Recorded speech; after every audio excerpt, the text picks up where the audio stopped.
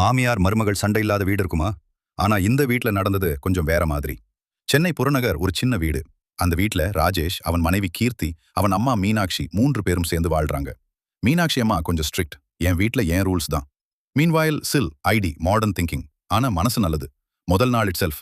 கீர்த்தி காலையில 5 மணிக்கே எழுந்து காஃபி வைக்கணும். அம்மா, நான் நைட் ஷிஃப்ட் கொஞ்சம் லேட் ஆகலாமா? மீனாட்சி முகம் சுளிச்சு. எங்களுக்கெல்லாம் வேலை இல்லையா முன்னாடி? கீர்த்தி சைலண்ட். ஒரு நாள் சாம்பார். அம்மா, சாம்பார்ல கொஞ்சம் லெஸ் சால்ட்.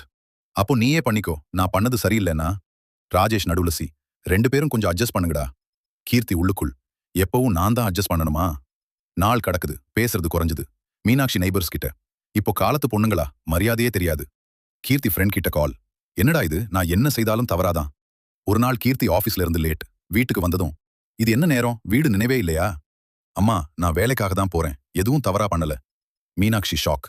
ராஜேஷ் சைலண்ட். அந்த இரவு யாரும் பேசல. அடுத்த நாள் காலை கீர்த்தி எழுந்தா. கிச்சன்ல ஆல்ரெடி சாப்பாடு ரெடி.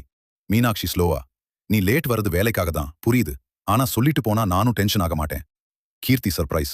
அம்மா, நான் தான் சாரி, உங்களை புரிஞ்சுக்கவே ட்ரை பண்ணல. அந்த நாள் முதல். கீர்த்தி, காஃபி ஸ்ட்ராங்கா வேணுமா? அம்மா, நீங்க பண்ணது தான் பெஸ்ட். சின்ன சின்ன சேஞ்சஸ். சண்டேல இருவரும் சேர்ந்து குக்கிங். சீரியல் 10 சிரிப்பு. டிஸ்கஸ். ஒரு நாள் நெய்பர் கேட்டாங்க, மீனாட்சி, உங்க டிவிகள் ரொம்ப லக்கி. மீனாட்சி சிரிச்சு, நான் தான் லக்கி. எனக்கு ஒரு